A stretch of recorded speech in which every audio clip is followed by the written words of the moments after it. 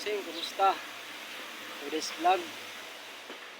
Yan, panibagong vlog, panibagong videos. Dito tayo ngayon sa Halublakan. Pakita ko po sa inyo yung paano magawa ng Halublaks. Tsaka yung yung ginagawa ng mga kumpare ko. Tara, let's go! Ngayon mga bossing, ito yung ginagawa kong Halublaks. Ayan, meron na po akong natapos na kalahating bag. Ayan. Ito yung pang-isa kong halo. Pag natapos ko po yan, meron na po akong 220 pesos. Mag-vlog muna ako dito sa kumpare ko, sa kapila. Kaya nga muna. Tara, sa natin. Ito po yung ginagamit nilang kursan ng mga kumpare ko. Yung pino. Walang malaking bato. Ito po naman yung ginagamit din sa akin yung mga Halublaks. Sinasala ko muna.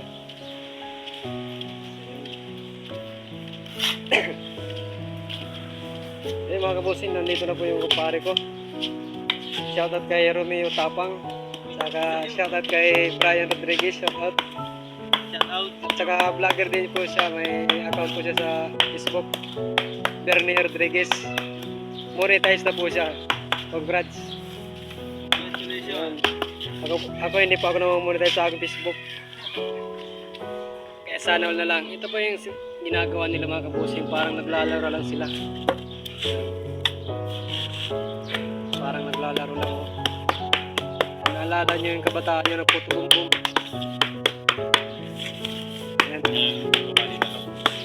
Pero yan, may kita po yan. Magkano ang halaga yan pare? Pagkatapos, isang bag? 300 pesos. Ito isang bag po yan mga kabusing. Pangalawang bag na po sila. Pag natapos sila ito 600 pesos. Ang oras pa lang 8:30 pa lang. Meron na silang 300. So ganun kadala yung pera dito mga kabusing.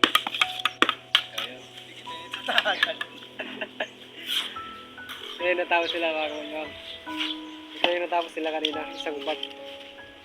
Ang nagagawa sa isang sakong simento 80 to 90 pieces. So yun. Ito pangalawang bag na nila yan. May baka may order nito. Yung baka may gustong order. Location po dito sa Barangay Upong Tolosa.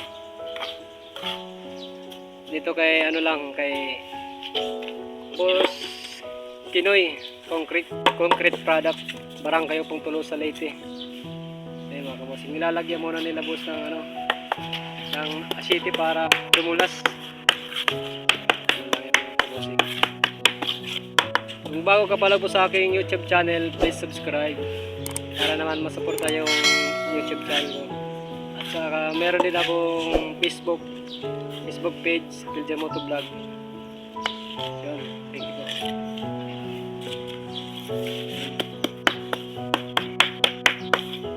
Napaka-basic lang.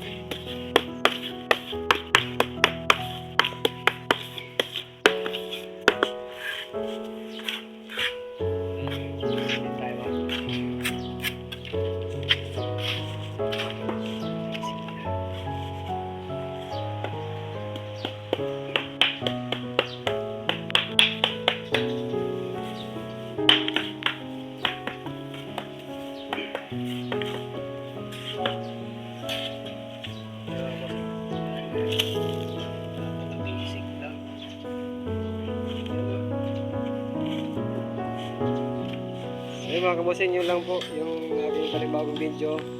Thank you po for watching.